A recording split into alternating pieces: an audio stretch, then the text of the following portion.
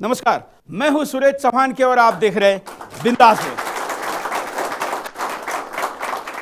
बिंदास बोल का 700वां एपिसोड हम आपके सामने लेकर आए हैं। बिंदास बोल जो कि शुरू हुआ था करीब 7 साल पहले। हमने पहला एपिसोड किया था इस देश में वंदे मातरम का विरोध करने वाले उलेमा काउंसिल के परिषद से। उलेमाओं ने प्रस्ताव पारित किया था कि इस देश का मुसलमान वंदे मातरम नहीं कहेगा। उस दिन हमने जस्ट ऐसे ही बैकड्रॉप पर नाम डाला बिंदास बोल, चैनल के टेलीफोन लाइनों को खोल दिया, स्टूडियो में मैं खड़ा हो गया और हमने कहा कि इस विषय पर हिंदुस्तान को जो बोलना है वो कॉल करे, अपनी बात को कहे।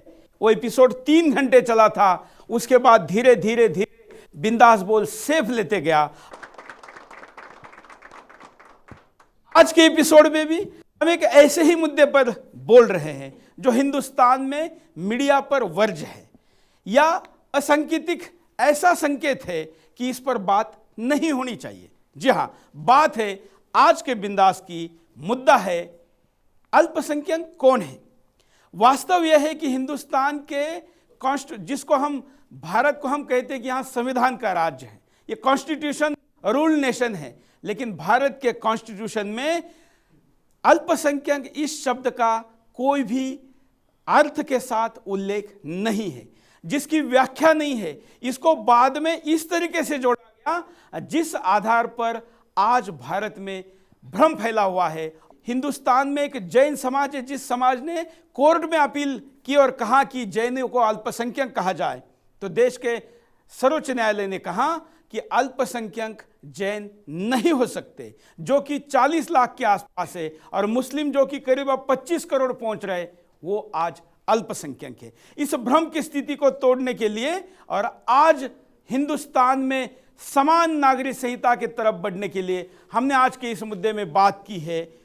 समान नागरिक संहिता की तरफ जाते जाते हम बात करें कि अल्पसंख्यक कौन है, क्या है इसकी परिभाषा। हम जो बात करें, इस बात में जो आंकड़े हम दे रहे हैं, इसको सरकारी और गैर सरकारी आंकड़ों को लेकर बात करें, इसलिए इसको बिल्कुल सरकारी आंकड़ों के दृष्टिकोण से ना देखा जाए। मुद्दे की चर्चा की शुरुआत करते हैं। हमारे साथ बड़ी मात्रा में देश के विद्वान और पत्रकार और युवा पत्रकार भी मौजूद है। मैं आप सबका बिंदास में स्वागत करता हूं।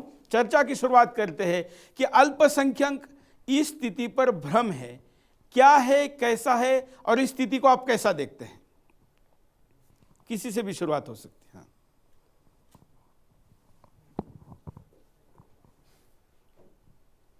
पहले तो मैं आपको ये 700 एपिसोड करने के लिए आपको बधाई देता हूँ कि आपने देश की आवाज़ को बड़े बिंदास के हिसाब से उठाया और देश को अलग जगाया इनके मुद्दों को। अब आज के विषय पे मैं कहना चाहूँगा कि देखिए, अल्पसंख्यक की स्थिति जो है हमारी देशी स्थिति नहीं है। ये जब अंग्रेज आए तो अंग्रेज़ों ने इस स्थिति को भारत को बांटने के लिए ये अल्पसंख्यक और बहुसंख्यक का एक सिद्धांत क्रिएट किया, डॉक्ट्रिन क्रिएट किया, और डॉक्ट्रिन को उन्होंने पॉलिटिकल माइलेज लेने के लिए अल्पसंख्यक को माइनॉरिटी राइट्स दी 1909 के एक्ट में, और सेपरेट रिप्रेजेंटेशन दिए बाद में उन्होंने सिख को दिया और लोगों को देते गए, और माइनॉरिटी एक पॉलिटिकल एजेंडा बन गया, एक कॉन्सेप्ट। और आपको पता है, आप जो सवाल पूछ रहे हैं उसके साथ मैं जोड़ना चाहूँगा जी। भारत में अल्पसंख्यकों को अधिकार और सुविधाएं देने की अगर हम सूची बनाएंगे तो कई डॉक्टरेट के प्रबंध लिखे जा सकते हैं, इससे बड़ी किताबें छापी जा सकती है। सूची की लिखी गई, इतनी बड़ी पैमाने पर उनको सुविधा दी गई है।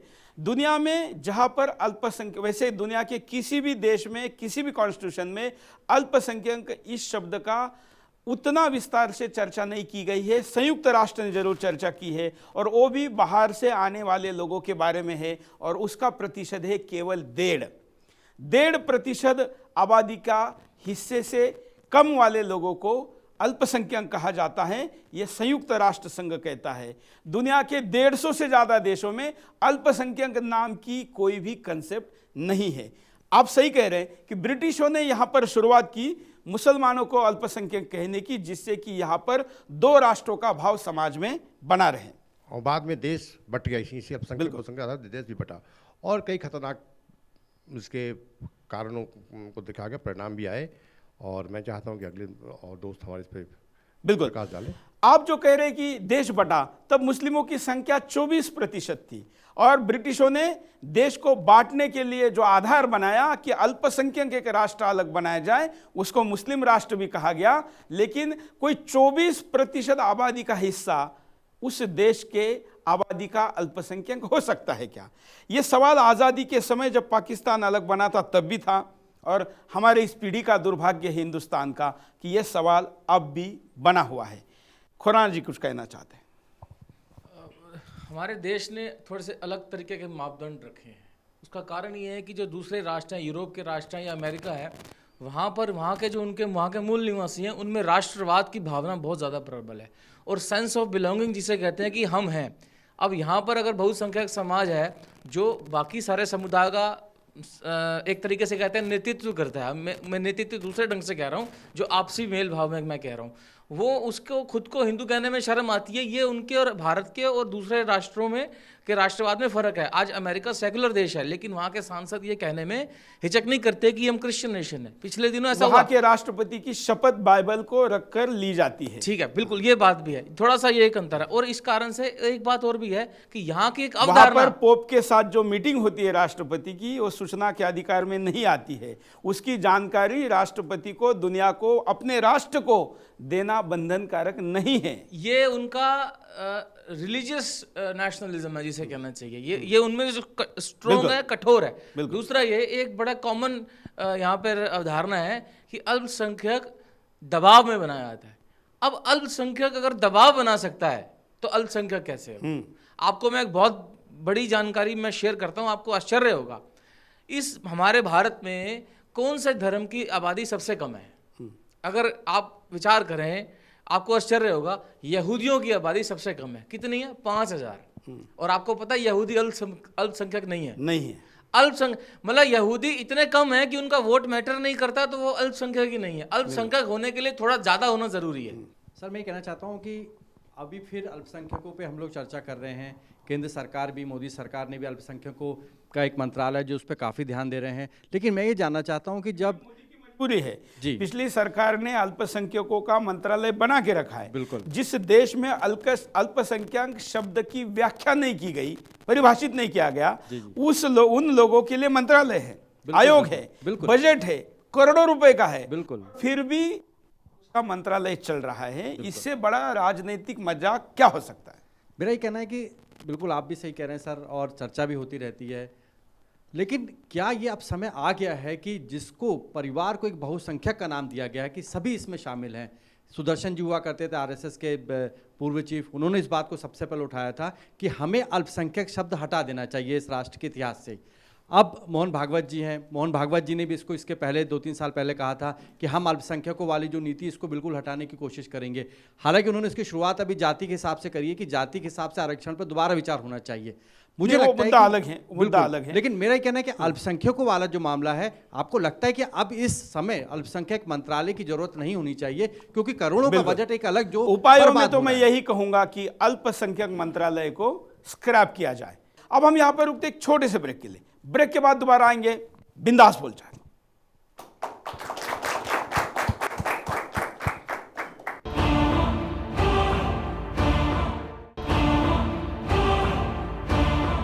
ब्रेक के बाद आपका एक बार फिर से स्वागत है। आप देख रहे बिंदास बोल, और बिंदास में हम आपके सामने बिंदास 700वां एपिसोड लेकर आए हैं। 700 एपिसोड में हम आपके सामने मुद्दा लेकर आए हैं, हिंदुस्तान में अल्पसंख्यक की परिभाषा को परिभाषित किया जाए। आखिर अब तक क्यों नहीं किया गया? जो भी कारण रहा हो, लेकिन देर आए दुरुस्त आए। आज क्यों नहीं? कल नहीं किया, छोड़ दीजिए। आज क्यों नहीं, इसका जवाब पहले दीजिए। यह कहते हुए हम चर्चा को आगे बढ़ाते। अब तक हमने स्थिति पे चर्चा की, अब हम कारणों पे चर्चा करते हैं कि अल्पसंख्यक इस कंसेप्ट को जारी क्यों रखा गया, इसको क्यों निर्माण किया गया। हमारे साथ कई लोग यहां पर मौजूद है, आप बोलिए। देखिए, मुझे लगता है कि अल्पसंख्यक आज जब हम इतनी प्रगति की ओर बढ़ रहे हैं, समान अधिकारों की बात हो रही है, और आज भी ये शब्द जिंदा है, जबकि जिन लोगों के लिए, जिन जाति, जिन संप्रदाय के लिए अल्पसंख्यक शब्द का प्रयोग किया जाता है, उनकी संख्या बहुत आगे जा चुकी है। तो मुझे लगता है कि राजनीतिक दलों ने ही इस शब्द को अब तक जिंदा रखा है। इस शब्द को इसलिए जिंदा रखा है, उसका कारण उनका सिर्फ वोट बैंक है।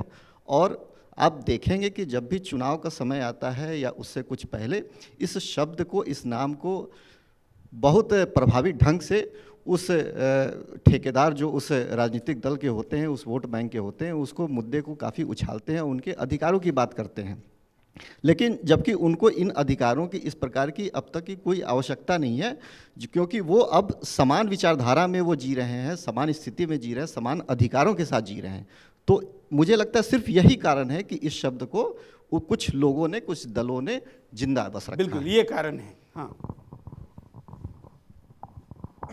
मेरा सवाल ये है कि बिल्ली के गले में आखिर घंटी बांधेगा कौन? क्योंकि ये बीजेपी की सरकार है। इसी के दफ्तर में अगर आप चले जाएं तो आपको दिखेगा अल्पसंख्यक प्रकोष्ठ वहां भी बिल्कुल मौजूद है। तो ये घंटी कौन बांधेगा, कौन शुरुआत करेगा? ये पार्टी जो पूर्ण बहुमत के साथ आई, ये कर सकती है।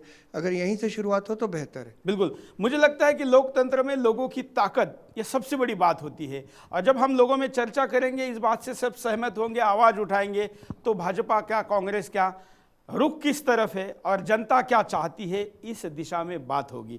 फिलहाल हिंदुस्तान की राजनीतिक स्थिति यह है, घंटा बांधने के लिए, कि अल्पसंख्यक शब्द को हाथ लगाएंगे तो ज़्यादा लोग खड़े हो जाएंगे, और जिस दिन स्थिति बनेगी कि अल्पसंख्यक शब्द बंद करो नहीं तो ज़्यादा लोग खड़े हो जाएंगे, उस दिन ये शब्द स्क्रैप हो जाएगा।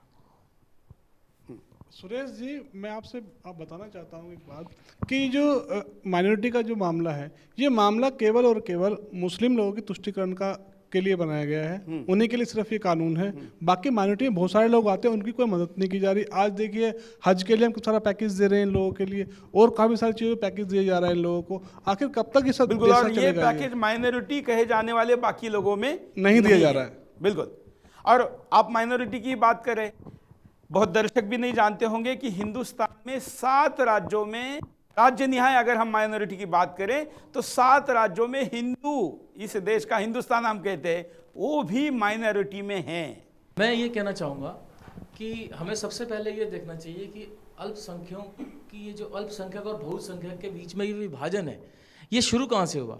ये शुरू तभी हुआ जब भारत का संविधान हुआ और लागू हुआ। संविधान, कॉन्स्टिट्यूशन असेंबली डिबेट, हालांकि ये ब्रिटिशों की कंसेप्ट थी। नहीं, ये हमें मान के चलना चाहिए कि ये जब कॉन्स्टिट्यूशनल असेंबली डिबेट में जब भीमराव अम्बेडकर जी ने ड्राफ्ट बनाया, उसमें ये मेंशन था, उनको पूरा अवसर मिला था। और आर्टिकल 29 और 30 ये पूरी तरीके से अल्पसंख्यक में और बहुसंख्यक में विभाजन क्रिएट करते हैं। आर्टिकल 30 विशेष तौर पर, आर्टिकल 30 का पहला भाग, आर्टिकल 30A, जो ये कहता है कि कोई भी माइनॉरिटीज़ हो, चाहे धर्म के आधार पर या भाषा के आधार पर, उनको अपनी इच्छा के शैक्षणिक संस्थान चलाने का और खोलने का और चलाने का अधिकार है। इसकी इंटरप्रिटेशन ये है कि स्टेट, यानी कि राज्य सरकार हो या केंद्र सरकार हो, उसकी एडमिनिस्ट्रेशन में कोई इंटरफेरेंस नहीं कर सकती और अपनी इच्छा के शैक्षणिक संस्थान खोल सकते हैं। वो ये मदरसे हैं, जितने भी मकतब हैं, ये यहाँ से कॉन्स्टिट्यूशनल डिस्क्रिमिनेशन आ गया ना कि वो खोल सकते हैं और हिंदू समाज नहीं खोल सकता है। उसके लिए या तो वैदिक बोर्ड हो, लेकिन उसमें आचार्य पढ़ते हैं। लेकिन एक आम विद्यार्थी अगर गीता पढ़ना चाहे, ऐसे विद्यालय, स्कूल किसी भी स्तर के, हिंदू नहीं खोल सकते हैं। तो पहला बिल्कुल, और आपकी बात में मैं चीज़ ऐड करता हूँ, हिंदुस्तान में माइनॉरिटी के पास जो संस्था है, उनके पास इतनी ज़मीन है कि भारत सरकार से भी उस ज़मीन की संख्या एकड़ में ज़्यादा है। चर्च के पास कई लाख करोड़ की ज़मीन है, वक्फ बोर्ड के पास कई लाख करोड़ की ज़मीन है, लेकिन वो केवल लाख करोड़ की नहीं है, वो इतनी ज्यादा है कि भारत सरकार से ज्यादा। मेरे पास एक आंकड़ा है, मैं बोल सकता हूं, लेकिन वो मेरे पास आधिकारिक आंकड़ा नहीं है, मैं इसलिए वो फिगर में नहीं बोल रहा हूं मैं। अब अल्पसंख्यक डिफाइन कब हुए? 23 अक्टूबर 1993 को जब गैजेटेड एक नोटिफिकेशन आया, 5 अल्पसंख्यक जो हैं, मुस्लिम, ईसाई, सिख, पारसी और बौद्ध, ये डिफाइन हुए। जैन को 2014 में डिफाइन किया गया। यहाँ से नोटिफिकेशन आई, लेकिन उसमें कोई गणना नहीं थी कि इतने प्रतिशत होगा, सिर्फ एक नोटिफिकेशन आई। मेरा ये कहना है कि पहला भेदभाव संविधान से किया गया। और आपको मैं एक बहुत आश्चर्य की बात बताता हूँ कि वो भेदभाव किस हद तक गया कि अल्पसंख्यकों को कितने अधिकार दिए गए कि बहुसंख्यकों में से एक वर्ग होल्ड लग गई अपने आप को अल्पसंख्यक कहने की। आपको आश्चर्य होगा, स्वामी विवेकानंद जी रामकृष्ण मिशन के प्रमुख रहे। रामकृष्ण परमहंस जी ने रामकृष्ण मिशन को शुरू किया, फिर उसको लीड किया स्वामी विवेकानंद जी ने। स्वामी विवेकानंद हिंदू समाज के एक प्रखर व्यक्ति माने जाते हैं। आपको आश्चर्य होगा, 1980 में रामकृष्ण मिशन ने यह क्लेम कर दिया कि हम हिंदू नहीं हैं। सिर्फ उनका कलकत्ता में एक इंस्टीट्यूशन था कि भाई उनको उनकी जो कॉलेज की एडमिनिस्ट्रेशन है उसमें सरकार भेदभाव कर रही थी, तो उनको ये था कि यार हम ढंग से ये काम नहीं कर पा रहे हैं एडमिनिस्ट्रेशन को, हमारे को एक तरीका है कि हम अपनी एडमिनिस्ट्रेशन अपने हिसाब से चला सकें, हम क्लेम करें हम हिंदू हैं। कोलकाता कोर्ट में वो केस जीत गए, हाई कोर्ट ने मान लिया आप हिंदू नहीं है, सुप्रीम कोर्ट ने कहा नहीं तुम हिंदू। तो अल्पसंख्यक के अंदर जो बहुसंख्यकों में बहुत सारे वर्ग हैं, क्योंकि हमारा समाज एक कई अल्पसंख्यों से समूहों से मिलकर एक बहुसंख्यक बनता है, ये कोर्ट ने भी माना है। तो अल्पसंख्यक बहुसंख्यकों के अंदर भी ये होड़ लगी हुई है कि हम अल्पसंख्यक बने। ये मैं पहला उदाहरण दे रहा हूं जो संविधान के आधार पर है कि लोग ये कहना शुरू करते हैं वो भी रामकृष्ण मिशन के हम हिंदू नहीं है, हम हिंदू नहीं है। बिल्कुल, इससे बड़ा और क्या हो सकता है। अभी जो मेरे मित्र ने बताया उसके लिए वो बिल्कुल ठीक कह रहे हैं 100%। TMA foundation versus state of Karnataka, 11 न्यायाधीशों की खंडपीठ ने सुप्रीम कोर्ट की ये खास तौर से इस विषय पर बैठे 30-1 पर आर्टिकल 30 जो कि माइनॉरिटीज़ को डिफाइन करता है, उसके लिए 11 न्यायाधीश की खंडपीठ बैठी, जो कि बहुत कम बार, अगर हम हिस्ट्री में उठाएं तो शायद इससे बड़ी खंडपीठ एक बार और बैठी होगी। तो अपने आप में इतना इम्पॉर्टेंट विषय था और उन्होंने जो मेरे मित्र कह रहे हैं लगभग वैसी ही बात करी। अगर हम लेमन लैंग्वेज में उसको समझाएं सुरेश जी, तो लगभग ये भाषा बिल्कुल वैसी ही थी कि आप माइनॉरिटी इंस्टीट्यूट को एक पर्टिकुलर एरिया में वो माइनॉरिटी हैं, परंतु क्या वो दूसरे स्टेट में भी माइनर हैं, माइनॉरिटीज में आते हैं? अगर नहीं तो क्या हम उस पर्टिकुलर स्टेट के लोगों को ही माइनॉरिटी इंस्टीट्यूट में एडमिशन दे सकते हैं? अगर कोई उस ज्यूरिसडिक्शन के बाहर से कोई व्यक्ति आता है तो क्या हम उसको दे सकते हैं माइनॉरिटी, जबकि वो पर्टिकुलर व्यक्ति उस स्टेट में माइनॉरिटी बिल्कुल नहीं व्याख्या ही नहीं है, तो ये सब कुछ कैसे हो सकता है? और ये करने का प्रमुख उद्देश्य केवल राजनीतिक वोट बटोरना जब तक है तब तक इसको डिफाइन नहीं किया जा सकता, इसीलिए हम परिभाषित करने की बात कर रहे हैं।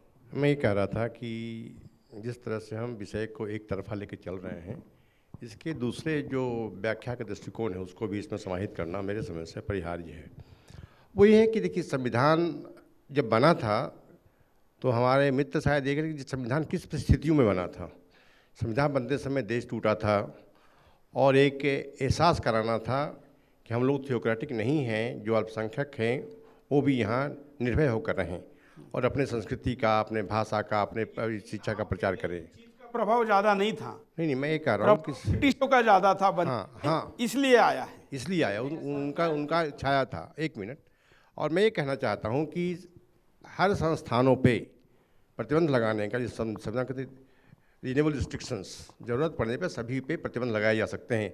हमारी सरकार ने जानबूझकर अल्पसंख्यकों को बढ़ावा दिया, जिसको तुष्टीकरण करने की कोशिश की, और उस तुष्टीकरण की नीति के तहत आज हम अल्पसंख्यकों के हाथ में देश मजबूत हो पड़ा है।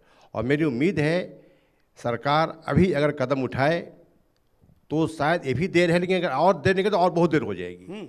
अभी कदम उठाने की आवश्यकता है। 15 साल में मेजोरिटी हो जाए। हाँ, मैं ये कहना चाहता हूँ कि बार बार संविधान में अब तक 125 से ज़्यादा संशोधन हो चुके हैं और लगातार होते रहते हैं और हमेशा कुछ ना कुछ होता रहता है। तो ये नहीं कि जो 1950 में बन गया, लागू हो गया, वही अब पत्थर की लकीर हो गया। नहीं, जब ये संविधान ऐसा ये नहीं पहले- है। जब संविधान जैसे राकेश जी ने कहा था कि बिल्ली के गले में घंटा कौन बांधे, यह बात है। तो एक जो बहुमत की सरकार है वो एक अगर पहल करती है इस मामले को लेकर, जैसे क्योंकि अभी आपने देखा कि भूमि अधिग्रहण बिल को लेकर हो रहा था कि संयुक्त अधिवेशन बुला लिया जाए और उसमें उसको पास करा जाए। तो अगर इस तरीके के ज्वलंत मुद्दे पर अगर देश चाहता है कि एक डिबेट हो, तो मुझे लगता है कि सरकार इस पर भी एक बहस करा सकती है और हो सके तो इस पर भी संयुक्त अधिवेशन बुलाया जा सकता है। संजय जो बोल रहे, मैं एक हाथ उठा के हम लोगों का प्रतिशत जानना चाहूँगा कि ये सरकार अगर करना चाहे तो कर सकती है क्या? आपको क्या लगता है, कर सकती है? मुझे तो करीब करीब 99% दिख रहा है, लेकिन आप भूल गए कि सोनिया गांधी के हाँ, तो क्यों नहीं कर सकते? आप बताएं। बिल्कुल बिल्कुल, जरूर बताएं, क्यों नहीं कर सकते? मेरा ये मानना है, देखिए हमें एक सरकार के कार्यशैली के व्यवहार को देखना चाहिए। ठीक है, वो मैं कहाँ से कह रहा हूँ, राम जन्मभूमि से बड़ा मुद्दा तो भारतीय जनता पार्टी ने नहीं लिया। ठीक है, अभी कुछ दिन पहले कई न्यूज़ चैनल्स ने बड़े बड़े सम्मेलन कराए, मेरा सौभाग्य था, मुझे मैं जाने का अवसर मिला, और अमित शाह जी ने वहाँ पर भी और अपने अलग व्याख्यानों में भी कहा कि हम राम मंदिर नहीं बना सकते क्योंकि हमें 380 सीटें चाहिए, 2/3 चाहिए, ये इस बार ये काम नहीं हो सकता है। ये एक मैसेज है, यहाँ से कुछ संदेश जाता है कि विल पावर की कितनी कमी है कि हम कोशिश। एक मिनट, ये कारण है मुझे बताने देखिए, मेरा व्यू पॉइंट है, मैं ऑब्जर्वेशन कर रहा हूँ। मेरा ये कहना है कि अब वहाँ पे उन्होंने कहा कि कोर्ट में केस चल रहा है, लेकिन जब 20 साल से जब ये आंदोलन चल रहा था, 2 नवंबर 1990 को जब कार सर्वों पे गोलियां चली, कोर्ट में केस तब भी चल रहा था, तब क्यों लेके गए उनके सिर पे कपड़ा बांध के, कफन बांधा हुआ? तो क्यों अपने स्ट्रक्चर गिराया? क्यों कितने लोग, हजारों लोग दंगों में मर गए? और 2 नवंबर की घटना तो बहुत बड़ी घटना है, तो ये सब जब कोर्ट में ही चल रहा था तो आपने वो क्यों किया? और अब आप कह रहे हैं कि कोर्ट में चल रहा है। अपनी दुर्बलता को ही आगे दिखाना, पहले बहुमत चाहिए, फिर हमें 2/3 चाहिए। लेकिन आपको मैं इस पे बताऊं कि बीजेपी को 380 सांसद खुद के नहीं चाहिए, कुल 380 चाहिए। वो 50-60 लोग बाहर से भी आ सकते हैं, लेकिन उसका अरेंजमेंट करने का प्रयास नहीं किया जा रहा।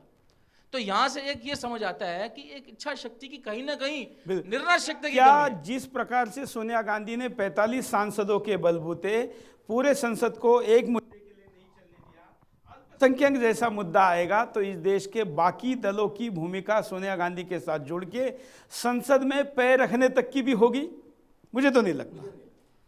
मतलब सरकार की इस भूमिका को भी देखना चाहिए। हाँ सुरेश जी, मैं एक बात बताना चाहता हूँ आपको। आज जो माइनॉरिटी में जो मुस्लिम लोग हैं उनकी आज संख्या सरकारी आंकड़ों के हिसाब से बताया 25% बताया, 25 है शायद, या 14 माइनॉरिटी कुल मिला के माइनॉरिटी मुस्लिम का उसमें आंकड़ा है 20.8 है। मैं आज उसमें वो आंकड़ा नहीं है जो गिनती में नहीं आया है। सर मैं बताना चाहता हूँ, इसमें घुस बैठे 5 करोड़ है, उसमें से आधे भी घुस बैठियों ने अपने आप को नहीं रजिस्टर किया होगा। सर मैं ये कहना चाहता हूँ कि आने वाले समय में हमारे, अभी कुछ बताया आपने, 7 राज्यों में हमारे हिंदू भाई जो है माइनॉरिटी में है। मैं चाहता हूँ कि क्यों आखिर इन लोगों को हम इतनी फैसिलिटीज़ क्यों प्रोवाइड कर रहे हैं, और इन लोगों को रोकने के लिए कम से कम हमें कुछ ऐसे प्रावधान तो बनाने चाहिए कि इनका भी हज का इतना बड़ा पैकेज है जो हम दे रहे हैं, और हमारे जो हिंदू लोग यात्रा के लिए जाते हैं उनको पैकेज नहीं मिलता। हज पहले आ चुका है। सर यहाँ जितने लोग बैठे सबने ये कहा जो अल्पसंख्यक में सिर्फ मुस्लिम ही हैं, क्योंकि वो बहुत बड़ा वोट बैंक है। मैं ये जानना चाहता हूँ, क्या इस देश में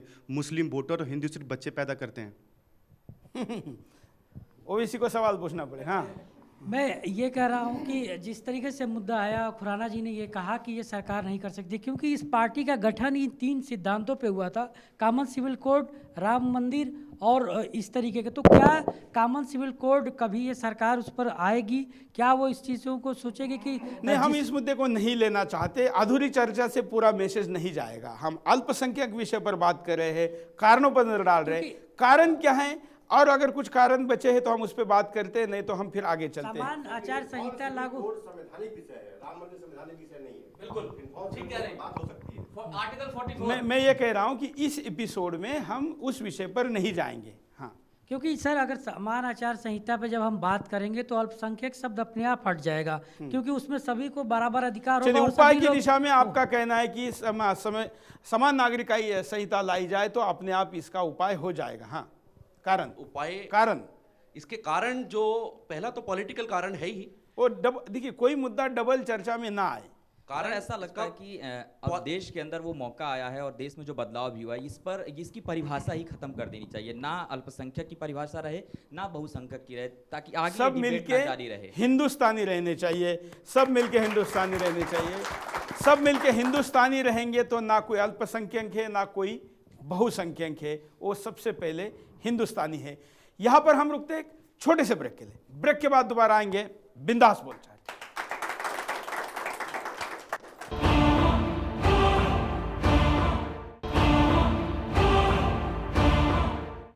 ब्रेक के बाद आपका एक बार फिर से स्वागत है। आप देख रहे हैं बिंदास बोल, और बिंदास में हम आपके सामने मुद्दा लेकर आए हैं, अल्पसंख्यक की परिभाषा क्या हो। अब तक हमने स्थिति पे चर्चा की, अब तक हमने कारणों पे चर्चा की। अब हम इस सेक्शन में चर्चा करेंगे कि अगर ऐसी स्थिति चलती रही तो क्या परिणाम अब तक हुए हैं और आने वाले दिनों में क्या परिणाम हो सकते हैं। आपसे शुरू करते हैं।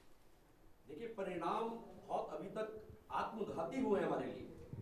हमारे देश को सबसे ज्यादा जो कष्ट, सबसे ज्यादा जो नुकसान हुआ वो माइनॉरिटी की वजह से हुआ। अगर हमने पिछले 60 वर्षों में लगातार इनको माइनॉरिटी स्टेटस देने के बावजूद भी इस समाज को, इस पर्टिकुलर जातियों को हम खड़ा नहीं कर पाए, तो हमें आत्मविवेचन करना चाहिए। क्या हमने इनको मेन स्ट्रीम लाने में कोई मदद की, बल्कि हमने इनको एक्स्ट्रा फैसिलिटीज देकर इनको बिगाड़ दिया।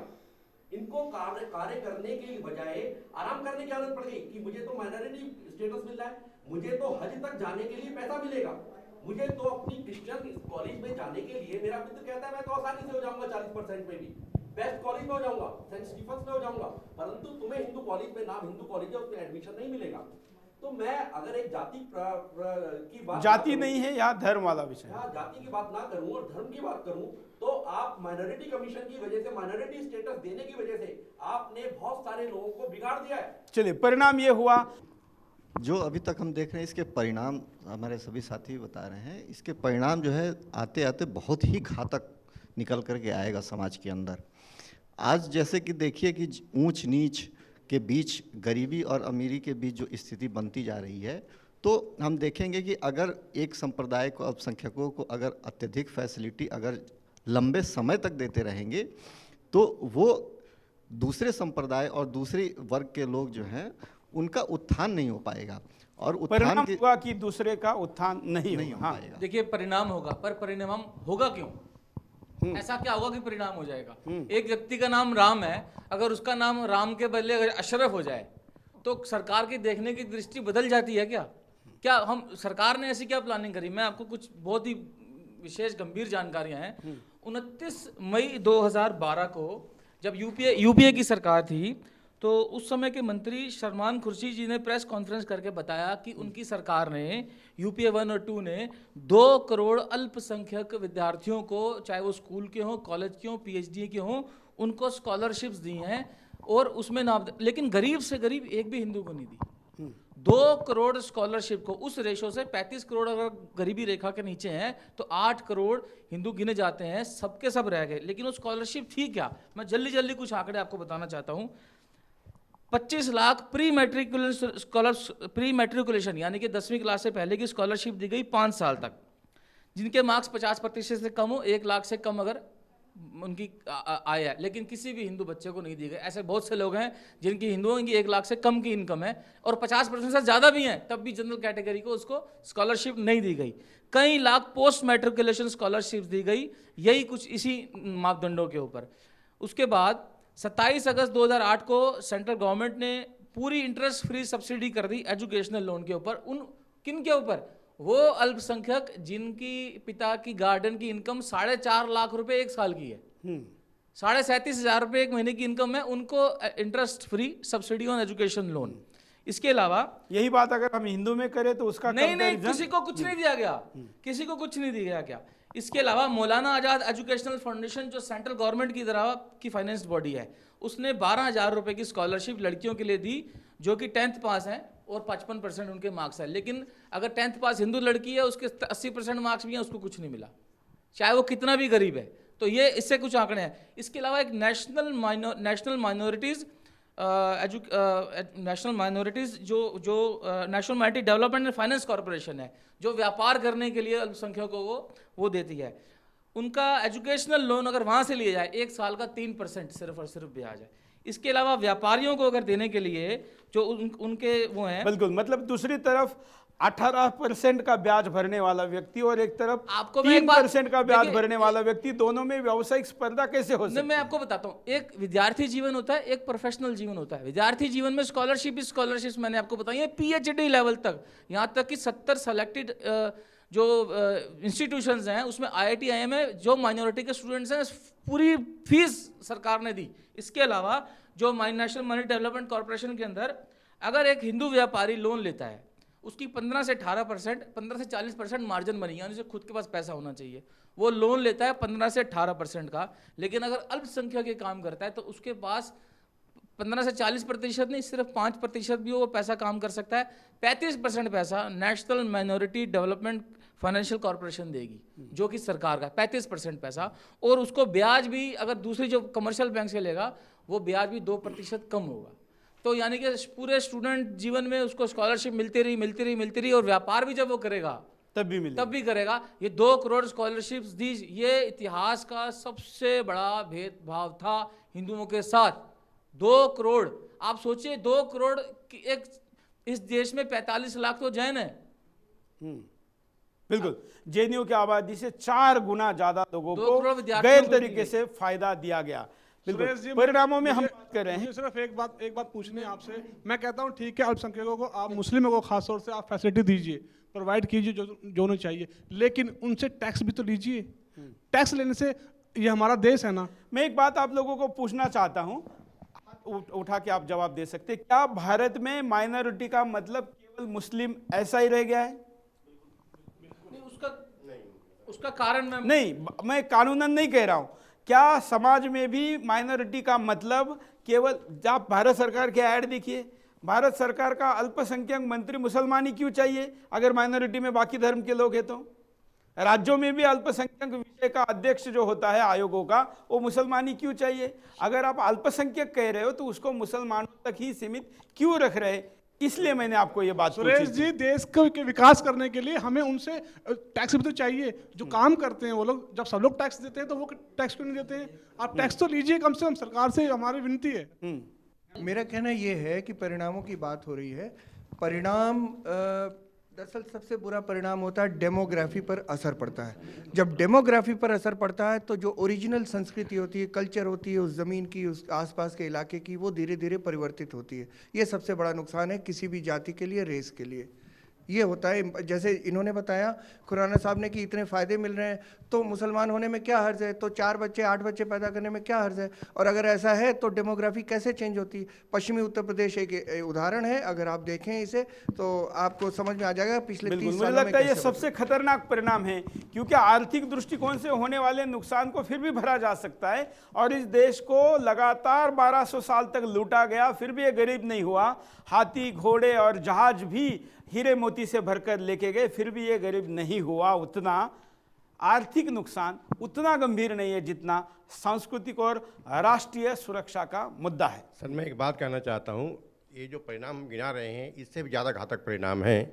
देश के पुनः टुकड़े हो सकते हैं, हम देश के कई भूभाग खो सकते हैं। और अगर देश के भूभाग ना भी हुआ तो हमारा समाज में ऐसा होगा कि बहुसंख्यक लाचारी में अल्पसंख्यक बहुसंख्यक अपने आप हो जाएंगे। हमारे संस्कृति को, आस्था को, हमारे धर्म को, हमारे धर्मस्थल को, धर्म ग्रंथ को, धर्मस्थान को और हमारे पूरे इतिहास को खतरा है। आपको हो सकता है कल को देखने को मिले कि हमारे जो बात आप बोल रहे विघटन की और देश का विभाजन होने की, उसकी ज़रूरत सच्चर कमेटी ने नहीं रखी। सच्चर कमेटी का अगर शब्द का अर्थ निकालना चाहूँ तो मैं कहूँगा जो सच को चर गई, खा गई, ऐसी कमेटी ने इस देश के सीमा के अंदर ही पाकिस्तान और देश विभाजन की व्यवस्था कर दी है। हम इस चर्चा के दौरान सच्चर कमेटी के सिफारिशी को और उसके दृष्टिकोण को नहीं भूल सकते, इसलिए इस आंकड़ों पर भी नजर डालते हैं कि सच्चर कमेटी क्या कहती है। धर्मनिरपेक्षता की आड़ में सच को चर गई सच्चर समिति। सर्वोच्च न्यायालय के मुख्य न्यायाधीश रहे रंगनाथ मिश्र ने सर्वोच्च न्यायालय के निर्णय की ही धज्जियां उड़ा दी। वास्तविकता ये है कि भारतीय संविधान में और कानून में अल्पसंख्यक शब्द की परिभाषा ही नहीं है। इलाहाबाद उच्च न्यायालय ने भी मुसलमानों को अल्पसंख्यक नहीं माना। अनुच्छेद 29 और 30 में अल्पसंख्यक हितों के लिए विशेष भाषा और संस्कृति वाले नागरिकों को अपनी भाषा, संस्कृति या लिपि बनाए रखने के लिए अपनी शिक्षा संस्थाएं चलाने और प्रशासन करने के भी अधिकार दिए गए हैं। लेकिन अल्पसंख्यक कौन है, इसे परिभाषित नहीं किया गया। मुस्लिम मदरसों की डिग्रियों को विश्वविद्यालय द्वारा दी गई डिग्रियों के समान ही माना जाए। देश में अधिक से अधिक उर्दू माध्यम वाले स्कूल खोले जाएं। मदरसों को उच्च माध्यमिक शिक्षा से जोड़ा जाए, जिससे मदरसों के छात्रों को मुख्य शिक्षा धारा का लाभ उठाने में कठिनाई न हो। मुसलमानों को उनकी जनसंख्या के अनुपात से शिक्षण संस्थाओं, सरकारी नौकरियों, सेना और पुलिस में भर्ती किया जाए। मुसलमानों को संसद और विधानसभाओं में भी आरक्षण दिया जाए। तो ये थे सच्चर कमेटी के आंकड़े। बातचीत को आगे जारी रखते हैं। खुराना जी, देखिए, हमने इतने सारे आंकड़े जो हमने पेश किए, लेकिन एक चीज़ हम जिस पे आप भी चर्चा कर चुके हैं, इतिहास का जिसे सबसे बड़ा षड्यंत्र तो कहना चाहिए, वो था सांप्रदायिक एवं लक्षित हिंसा रोकथाम विधेयक, कम्युनल वॉयलेंस बिल, जो मेजॉरिटी और माइनॉरिटी, अल्पसंख्यक और बहुसंख्यक के आधार पर ही बनाया गया। तो वो जो जिसमें हिंदुओं को जन्मजात अपराधी बना दिया गया, हम वो कैसे बोल सकते हैं? अल्पसंख्यकों की बात चल रही है, आप कांग्रेस की या मुझे लगता है अगर नरेंद्र मोदी सरकार नहीं आती तो इस देश में ये उनका बिल उद्देश्य आज भी यही आ है, चुका था। आज भी यही है। मैं आपको सिर्फ एक ही क्लॉज बताता हूं मैं आपको, अगर प्राथमिकी जांच के ही कोई भी हिंदू हो, यानी बहुसंख्यक, उसमें हिंदू शब्द प्रयोग नहीं किया, उसमें मेजॉरिटी, माइनॉरिटी, बहुसंख्यक, अल्पसंख्यक प्रयोग किया गया। अगर कोई अल्पसंख्यक की शिकायत पर अगर वो झूठी भी हो, तुरंत गिरफ्तार करके जेल भेजा जाएगा। उसकी धारा 56 थी है, अल्पसंख्यक से झूठी भी हो। और मैं पूरी इस पे छोटी सी एक बुकलेट है जिसका पूरा एनालिसिस है। मैं जानता हूँ हमने इसके परिणाम ऊपर क्या था विशेष इसका? बिंदास इसका गोल किया परिणाम था, क्या था? इसको ऐड हम करना चाहेंगे। और आपके सामने इस एपिसोड में मुझे लगता है कि इसकी भी आवश्यकता है, कम्युनल वायलेंस बिल के बारे में भी आपको पता चले कि इस लाभ के चक्कर में अल्पसंख्यकों के लिए अलग कानून लाने का जो यूपीए सरकार का प्रयास था वो क्या कहता है। स्क्रीन पर सोनिया गांधी की अध्यक्षता वाली राष्ट्रीय सलाहकार परिषद ने सांप्रदायिकता एवं लक्षित हिंसा 2011 बिल पारित किया। लोगों का आरोप था कि ये हिंदू समाज, हिंदू संगठन और हिंदू नेताओं को कुचलने के लिए तैयार किया गया बिल था। इस विधेयक से हिंसा करने वालों को संरक्षण और प्रताड़ित हिंदू समाज सताया जाता। ये बिल राज्य सरकारों के कार्य में दखल करके संघीय ढांचे को ध्वस्त करने वाला होता। इस बिल से राष्ट्रीय समाज में द्वेष की खाई और गहरी होती। राष्ट्रीय सुरक्षा सलाहकार परिषद में तिस्ता सितलवाड़, हर्ष मंडेरा, अनु आगा, शबनम हाशमी और नियाज फारूकी जैसे घोर सांप्रदायिक लोग शामिल थे। ये विधेयक मानता है कि बहुसंख्यक समाज हिंसा करता है और अल्पसंख्यक समाज हिंसा का शिकार होता है। ये विधेयक गैर हिंदू महिला के साथ रेप होने को रेप तो मानता है, लेकिन हिंदू महिला के साथ हुए रेप को रेप नहीं मानता। इस विधेयक का प्रावधान है समूह के व्यापार में बाधा डालने पर भी ये बिल लागू होगा। अगर कोई अल्पसंख्यक किसी बहुसंख्यक का मकान खरीदता है और बहुसंख्यक मना कर देता है तो उस पर भी ये बिल लागू होता। अगर देश में ये बिल लागू हो जाता तो बहुसंख्यक हिंदू समाज अपने ही देश में असुरक्षित हो जाते। तो इस प्रकार की भी बातें की गई जो हिंदुस्तान में या किसी आजाद देश में नहीं सोची जा सकती। हम आगे बढ़ते हैं। परिणाम मैं यही कहूंगा कि इसका परिणाम तो यही होगा ना कि जब बहुसंख्यकों को यह लगेगा कि अल्पसंख्यक बनने में फायदा है तो वो अल्पसंख्यक बनने की कोशिश करेगा। इसका प्रूफ रामकृष्ण मिशन को खुद को हिंदू ना कहते हुए हम होते देख चुके हैं। कोर्ट में हिंदू लड़ रहे हैं, इतना बड़ा संगठन कि हम हिंदू नहीं है। इसका ये परिणाम भी देखा गया जब रामपुर में घटना हुई थी और वाल्मीकि समुदाय ने अपने आप को बचाने के लिए टोपी पहना था। और दूसरी जो घटना थी वो हरियाणा की थी, जो जंतर मंतर पर लोग 1 महीने से या कह सकते हैं कि 4-5 महीने से अपनी मांगों के लिए जो है बैठे हुए थे, उनकी बात नहीं सुनी जा रही थी। तो उन्होंने भी टोपी पहनने की जब बात कही तो सारी मीडिया उनके पीछे लग गई और उनकी बात को सुना गया, फ्रंट पेज की खबर बनाई गई। तो क्या सिर्फ एक टोपी पहन लेने या अल्पसंख्यक बन जाने से ही खबर बनेगी या एक बहुसंख्यक समुदाय सिर्फ कुचला जाएगा अपनी बात को कहने के लिए? तो ये इसके परिणाम बहुत भयानक हैं जो अभी भी दिखाई दे रहे हैं। और मुझे लगता है कि इस चीज़ को खत्म करने इसी परिणाम में मुझे कोई एक व्यक्ति पिछले दिनों मिला था कार्यक्रम खत्म होने के बाद, सार्वजनिक कार्यक्रम में। उसने कहा कि जो भी कानून में बदलाव किए गए हैं वो हिंदुओं के कानूनों में बदलाव किए गए हैं, बाकी लोगों के पर्सनल लॉज में बदलाव नहीं किए गए। वो यहाँ तक बदलाव किए गए कि हिंदू अपने बेटे की अगर शादी करना चाहे तो उसको ये ध्यान में आ रहा है कि अगर वो हिंदू नए सुधारों के साथ अगर शादी करे तो वो अपनी प्रॉपर्टी भी खो सकता है। उससे अच्छा है कि वो धर्मांतरित होकर शादी करे तो उसकी प्रॉपर्टी को कम से कम हाथ नहीं लगेगा। यहाँ तक भी खतरा है। नरेश जी। सुरेश जी, अक्सर एक उदाहरण दिया जाता है कि पारसी समाज भारत में इस तरह रहता है जिस तरह दूध में चीनी। तो हम पारसी समाज को धन्यवाद देते हैं, बधाई देते हैं कि उनकी कोई अलग से पहचान नहीं है। वो भारतीय समाज में इस तरह रग बस गए हैं कि वो एक ही दिखते हैं और उनकी भारतीय देश के प्रति वो भारत को माँ मानते हैं। मैं ये समझता हूँ कि भारतीय ये जो अल्पसंख्यक शब्द है ये भारतीय जो दर्शन है, मूलभूत दर्शन के खिलाफ है। क्योंकि हम कहते हैं वसुधैव कुटुंबकम, ये पूरा विश्व हमारा परिवार है। हम कहते हैं सर्वे भवन्तु सुखिनो, हम पूरे विश्व की सुख की कामना करते हैं। हम मनुष्य को एक मानते हैं और हमारे वर्तमान में प्रधानमंत्री ने कहा कि मैं वो भी ये कहते हैं कि मैं अल्पसंख्यक शब्द अलग से क्यों लूँ। अगर मैं रोड बना रहा हूँ, अगर मैं स्कूल बना रहा हूँ, अगर हम अस्पताल बना रहे हैं तो वो पूरे देश के हैं, हर मानव के लिए हैं। किसी को अलग से महत्व देने के लिए क्या जरूरत है। तो मुझे लगता है कि आज आपने बहुत महत्वपूर्ण विषय उठाया है। और प्रकृति भी किसी का धर्म देख के, उसकी संख्यात्मक स्टेटस देख के उसको सूरज अपनी किरण नहीं देता, हवा अपनी हवा नहीं देती, या पानी अपना पानी नहीं देता। प्रकृति भी सबके लिए समान है। तो हम अप्राकृतिक नियमों को लाकर क्यों इस प्रकार का भेद फैला रहे हैं।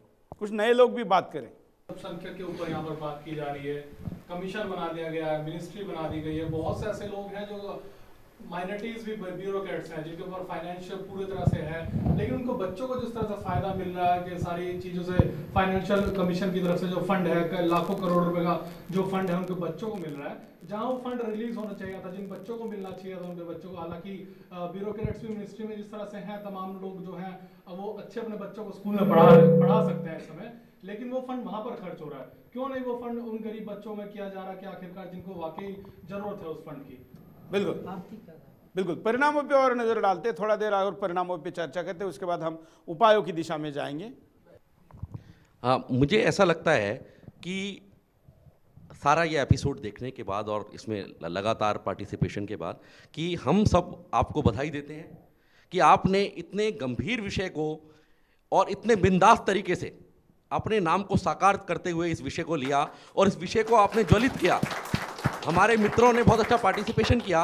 मैं सिर्फ ये कहूँगा कि अभी जैसे मेरे मित्र ने बहुत अच्छी बात कही कि पारसी समाज जो कि 1% और हमारे में चीनी की तरह घुल गया चाय में जैसे चीनी घुलती है, जबकि उनको हमने माइनॉरिटी स्टेटस नहीं दिया। माइनॉरिटी स्टेटस को उन्होंने बहुत ज़्यादा अवेल नहीं किया और एक पर्टिकुलर कम्युनिटी उसको लगातार अवेल करती रही है। पारसियों की माइनॉरिटी स्टेटस में फाइनेंशियल बेनिफिट इसमें है कि अगर उनकी 50,000 रुपए महीने से कम आय है तो उनको आर्थिक सहयोग देगा। मुझे लगता है हिंदुस्तान में शायद ऐसा कोई पारसी नहीं होगा जिसकी 50,000 से कम आय हो। इसलिए मैं खास करके मुस्लिम भाइयों को इस चर्चा में आपकी बात को जोड़ना चाहूँगा कि ये कार्यक्रम हम मुसलमानों के खिलाफ चला रहे हैं, ऐसा अगर आप सोच रहे हैं तो आप अपने आप को एक सवाल पूछिए कि यहाँ पर किसी भी व्यक्ति ने अब तक माइनॉरिटी के अन्य लोगों के बारे में कोई कंप्लेंट नहीं की। क्या कारण है कि जैनियों के बारे में, ज्यूज के बारे में, पारसी के बारे में, सिख के बारे में, अन्य जो भी विषय है उनके बारे में कोई भी चिंतित नहीं है, उनके खिलाफ नहीं बोलता है, केवल मुसलमानों के खिलाफ ही क्यों बोलता है। मुझे लगता है कि जिनको ये कंप्लेंट है कि मुसलमानों की बात ज़्यादा देर क्यों हो रही है वो इस विषय पर आत्ममंथन जरूर करें। मैं इसी विषय में एक बात और कहूँगा। सिर्फ अभी हम डेमोग्राफिक अगर हम कैलकुलेशंस देखते हैं जो कि that is on the record, तो हम ये देखते हैं कि जिनको माइनॉरिटी स्टेटस में, आप देखिए मुस्लिम समाज को माइनॉरिटी स्टेटस मिला और उनकी जनसंख्या किस गति से बढ़ी। और आप सिख को देखिए, सिखों की मेरे ख्याल से 1.3 जो पॉपुलेशन थी वो कम हुई है। इसी तरह जैन समाज की कम हुई है, इसी तरह पारसी लोगों की कम हुई है। तो ये डेमोग्राफिक अपने आप भी माइनॉरिटी स्टेटस को दर्शाता है कि हम एक तरफ एक पर्टिकुलर जाति के लिए जा रहे हैं तो उनकी संख्या बढ़ रही है, दूसरी तरफ हम जिनको अवेल नहीं कर पा रहे, जो उसको अवेल नहीं कर पा रहे माइनॉरिटी स्टेटस को, वो डाउन जा रहे हैं।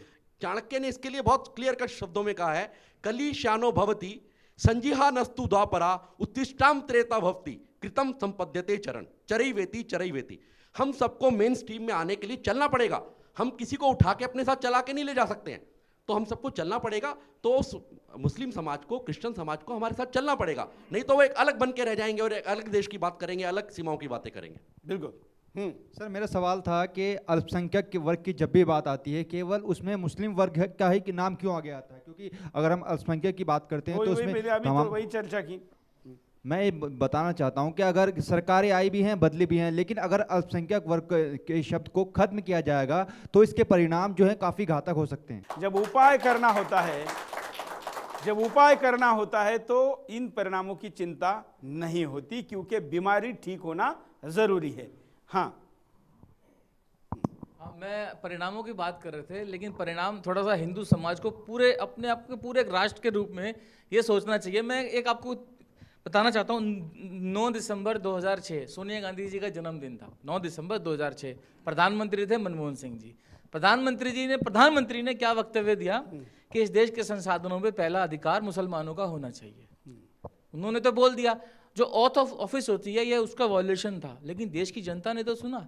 अब बहुसंख्यक ने तो सुना, हम यहाँ चर्चा कर रहे हैं, लेकिन बहुसंख्यकों ने उसका उत्तर क्या दिया? उत्तर तो मुझे उत्तर लगता ये है दिया, चुनाव में दिया नहीं दिया उनको। फिर चुनाव में उनको 2006 के बाद 2009 में फिर उसी व्यक्ति को प्रधानमंत्री बनाया। तो हमने क्या सीखा? हम परिणाम खुद ही भुगतने के लिए तैयार है। जब एक प्रधानमंत्री, एक व्यक्ति हमारे सामने कह रहे हैं कि देश के संसाधनों पे पहला मुझे अधिकार, ऐसा लगता है बहुत बार कई बार ये मुद्दा उठता है कि जैसे मुलायम सिंह का भी मुद्दा उठा कि उत्तर प्रदेश में ऐसा होता है, फलाने राज्यों में ऐसा होता है, फिर भी दोबारा सत्ता में कैसे आते हैं। क्या ये भी एक कारण नहीं है कि हमारे यहाँ जो भी सरकारी निर्णय होते हैं वो हमारे जीवन पर व्यक्तिगत और सामूहिक रूप में कितना प्रभाव डाल सकते हैं, इस बात की जानकारी वोटरों को नहीं होती। एक दूसरा, कई बार फैक्टर लोगों के कास्ट क्रीड होते हैं जिस कारण भी वोट जाता है और ऐसे परिणामों को नहीं देखा जा सकता। और तीसरा, मुझे लगता है कि जो शॉर्ट मेमोरी है लोगों की, ये भी एक बहुत बड़ा कारण होता है। हाँ देखिए, उपाय हम औरों के शास्त्रों को पढ़ते हैं, औरों की भाषा देखते हैं, परंतु हमारे पास इतने हिस्टोरिकल हम फैक्ट्स देखें तो उपाय हमारे देश में, हमारी उर्वरक जमीन में मौजूद हैं। शासनम दंडेन, चाणक्य का अर्थशास्त्र का श्लोक, सरकार ने निर्णय करना है। बिल्कुल। देश के विकास में सर, देश के विकास में सभी लोगों को समान अवसर देने चाहिए, ना कि माइनॉरिटी और किसी और लोगों को अवसर देने। बिल्कुल, विभाजन नहीं करना चाहिए। हाँ। मुझे लगता है कि शिक्षा देकर, गरीबी दूर करके और तमाम उन चीज़ों को उनके आगे करके उनको आगे किया जा सकता है, और ये सुविधाएं हटा दी जा सकती हैं अल्पसंख्यक की। उसके लिए ज़रूरी है कि उनको भी मेन स्ट्रीम में लाया जाए और उनको भी ये कहा जाए। नहीं है, मतलब मेन स्ट्रीम में लाने की कल्पना ही मुझे लगता है कि अपने आप में गलत है। मेन स्ट्रीम में कहाँ नहीं है, मेन स्ट्रीम लाने की कोशिश की गई है। राष्ट्रपति बनाया गया है, जजेज बनाए गए हैं, मंत्री बनाए गए हैं, राष्ट्रपति बनाया गया है, सब बनाया गया है, महामहिम बनाए गए हैं। उसमें मुख्य धारा में लाने की कोशिश में कोई कमी नहीं रह गई है। सरकार की एक तरफ से कमी क्या है, अगर हम और इस चीज़ में या और फारस के देशों में जब एक राष्ट्र हित में बिना धर्म को प्रभाव दिए, कि किसी लॉ में इंटरफेयर किए बगैर, किसी की भावनाओं का हाथ किए बगैर, हमें एक कॉमन सिविल कोड और जनसंख्या नीति बनानी पड़ेगी। उपाय की दिशा में समान नागरिक संहिता एक उपाय। जनसंख्या नीति मुझे लगता है सर कि अल्पसंख्यक की परिभाषा को भी अगर रखें तो कोई बेकार नहीं, लेकिन उनकी सुविधाओं को कट आउट कर देना चाहिए। समान तरीके से सुविधाएं दे, भले अल्पसंख्यक की परिभाषा उनके लिए बना के रखी गई है। हाँ, मैं ये कहूँगा कि अल्पसंख्यकों की जो इन्होंने प्रतिशत कहा, ये डिफाइन करना बहुत ज़रूरी है। लेकिन फिर भी अल्पसंख्यकों के नेता अगर इस बात को नहीं मानते या नहीं सुधरते, मान लीजिए मैं यही शब्द का प्रयोग करूँगा, और एक ऐसी विशेष मांगों को लेकर के उठते रहते हैं, तो जो बहुसंख्यकों के जो राजनीतिक नेता हैं उनका क्या कर्तव्य बनता है? उनका कर्तव्य यही बनता है कि वो भी बहुसंख्यक जो उनका वोट है उनकी इच्छाओं को पूरा करे, उनको धोखे में ना रखे। और इसके अलावा जिस प्रकार अल्पसंख्यकों के धार्मिक नेता कितनी ज़्यादा रुचि लेते हैं राजनीति में, और वो राजनीति को सीधे सीधे प्रभावित करते हैं, सीधे सीधे इतना प्रभावित करते हैं कि हमारे देश के राजनेता उनके चरणों में बैठे होते हैं। तो हमारे देश के जो धार्मिक नेता हैं उनको राजनीति में इंटरफेरेंस करना चाहिए, ना करने के कारण ही वो भी प्रताड़ित हो रहे हैं और हमारा समाज भी प्रताड़ित हो रहा है। टिट फॉर टैट जिसे कहते हैं, जैसा व्यवहार आ रहा है वैसा ही उत्तर देंगे हम, और कठोर देंगे। मेरा ख्याल है ये बहुत माकूल मौका है कि एक राष्ट्रीय बहस की शुरुआत होनी चाहिए। जैसे हम यहाँ बहस कर रहे हैं बिंदास बोल के ज़रिए, एक बहस की शुरुआत होनी चाहिए कि भाई ये चीज़ ठीक नहीं है। जब बहस चलेगी, कुछ साल चलेगी, उसके बाद हिम्मत आएगी लोगों में, लोग कहने लगेंगे कि ये चीज़ गलत है और आप ये हक छोड़िए।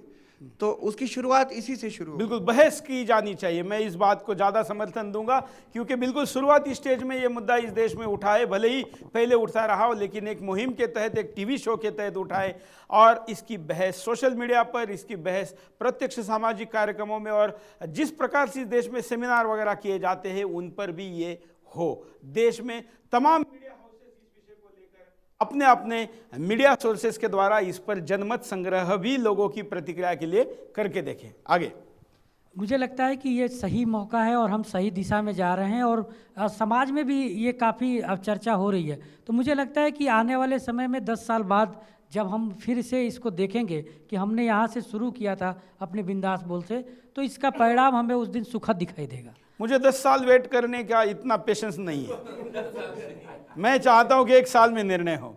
1 साल में उपाय क्या हो सकता है, इसलिए 1 साल के उपाय हो सकते हो, बताइए।